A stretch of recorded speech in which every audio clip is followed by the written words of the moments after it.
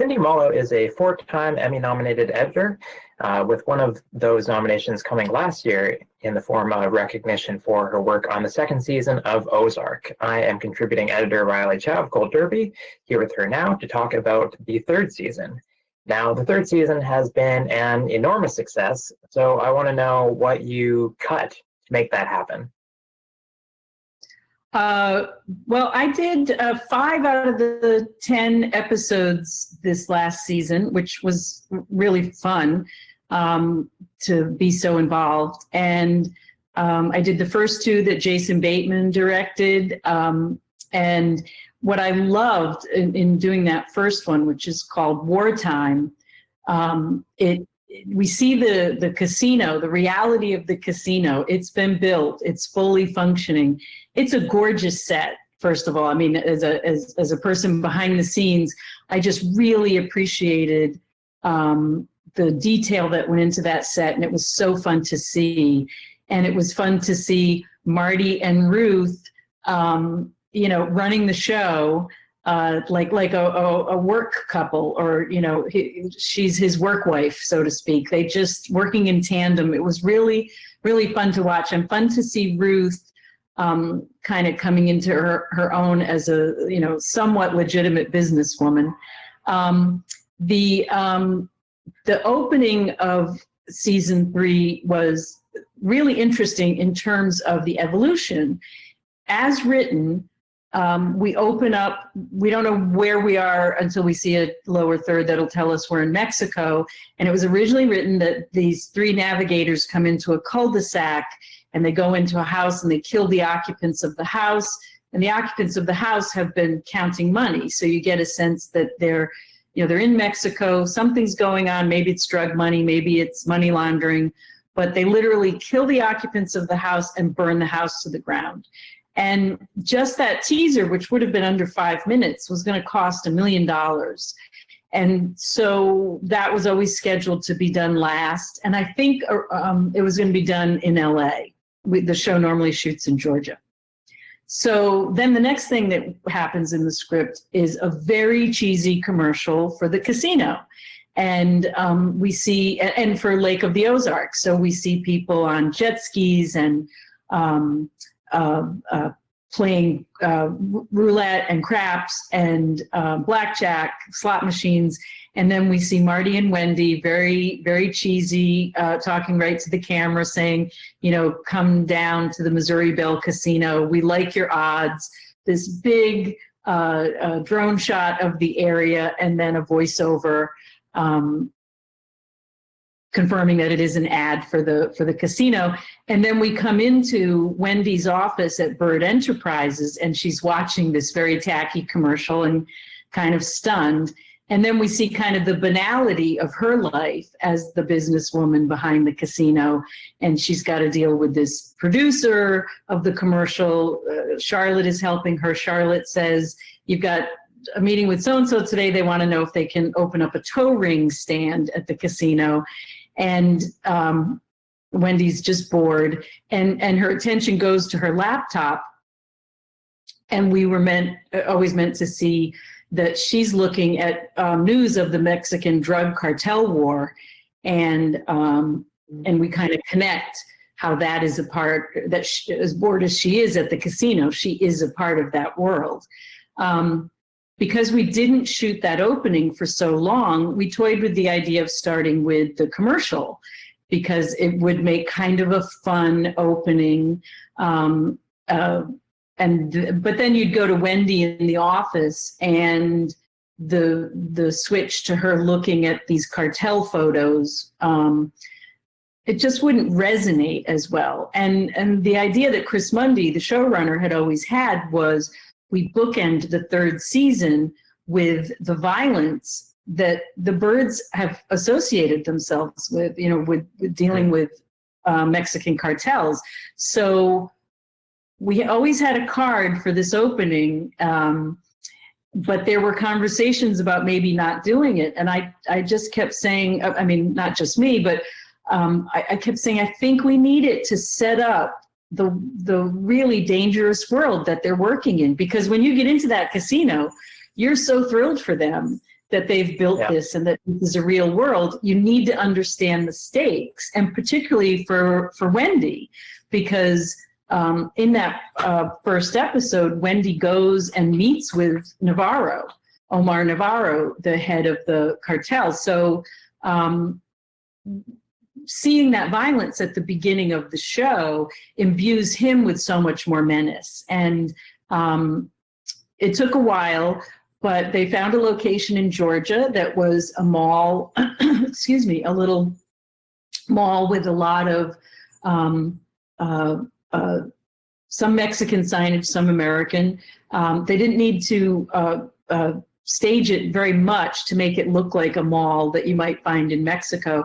And so we shot a slightly different opening where you still get the sense of a messenger for the cartel blowing up the other family that they're feuding with. And then when we go into the office and Wendy's looking at her computer, we see bomb blast in mall, kills, however many people it kills, I don't remember. But, we created a graphic for the laptop. So we know that what she's looking at is news of the event that we saw at the beginning of the show. And it immediately sets the stakes really high for the third season. So Netflix is actually campaigning that episode for you in the editing category. And it sounds like it was a very special episode for you, but I'm wondering, was that a tough decision to submit that over your others? That's a really good question, because in that third season, there was something in every one of my episodes that I was really proud of. I like the first episode because it sets the stage so well. But, in the second episode, Wendy has this just amazing moment where she's pulling off this scam with slot machines in the Big Muddy casino. And I loved seeing her confidence and, the way she pulls off this scam working in tandem with Ruth. In the fifth episode, she, and we see her talking with Navarro on the phone. I always love those scenes. She has the audacity in the fifth episode to call him and criticize him, and he screams at her. And, Laura just played it so beautifully that she is just beginning to understand, like, that she's maybe crossed the line with him. And in episodes 7 and 8, which I did, Alex Sakharov was the director. Oh, come here. You want to come up? Okay, we have a little guest. Yes. I just got him, so he hasn't been to an official edit room yet. He's only been to a work from home edit room. But this is Cooper, my COVID-19 dog. So in episodes 7 and 8, I got to really dive into the beginning of the Ben character. Actually, I'm going to pause for a second. Yeah, sure. Going back to in the second episode, I love the opening scene where we meet Ben for the first time. We have no idea who this character is. Jason directed this scene beautifully. It cut together so nicely, and you get to see that this man, this substitute teacher, has empathy, but man, is he a little crazy. He can go off the deep end. And then in the middle of that episode, he shows up at the casino, and you learn he's Wendy's brother. So I loved that. I loved being able to cut the scene that introduced him. And then in episodes 7 and 8, we see that we see again how volatile he is and what a risk he is for Marty and Wendy. I thought the last 4 episodes were so well written, and every time we got the next script, I'd be like, oh my God, and as an editor, you want to cut every one of them because there's so much great story in there, and the acting was so wonderful. So yeah, I fall in love with all my episodes. It's and I almost can't see other episodes because I'm like, well, but in episode 5, there's this, and but the whole season from script to finish, I think was like a really great solid fabric, and we're all really proud of it. I'm wondering about when you're voting for the Emmys and you're judging editing by other editors. I mean, you've been nominated for work by the American Cinema Editors going back 25 years to Homicide. Must have been elementary school. I interviewed Jay Cassidy a couple of years ago, Emmy winner, 3-time Oscar nominee, and I asked him, when you're judging other editors' work, like what is it that you can see that, kind of laymen cannot with regard to great editing? And he said, actually, he has no idea. He just votes for his favorite shows, his favorite movies. I wonder if you have any special insight. When I'm looking at something that another person has edited, and let's say I don't know the show or the film, I have no familiarity with it. One thing I think about is there a question in my mind that they're answering? Like, if I'm watching a scene and in my head I'm going, oh my God, where is he going? Or what is he talking about? Or why did she do that? Does the film or the TV show answer that for me? Or if they don't answer it for me, do they build up suspense in me so that I can't wait to get I'm on the edge of my seat waiting for the answer to that question. And I also look at, don't waste my time. Don't show me something that I don't need to know to process this story. And I'm a big fan, I love gorgeous establishing shots, or, I don't feel like every moment has to be words. Visuals are really, really important, but do they serve the story? So I don't ever want to waste people's time with something. And when I'm judging editing, especially, I said this to someone once, if something is too long and my mind wanders at all, then the editor hasn't done their job. And, of course, we always say, well, but the editor is doing notes and taking direction from, in television, the producers. And I'm like, yeah, but that's when you have to really make your pitch and say, I don't think we need this. And, or this could come before that, so that this is more of a mystery. One of the things Jason says about our show, he always likes to feel like what we're doing is making people lean in, like they're leaning in to get more of the story, to figure it out, to see what's going to happen.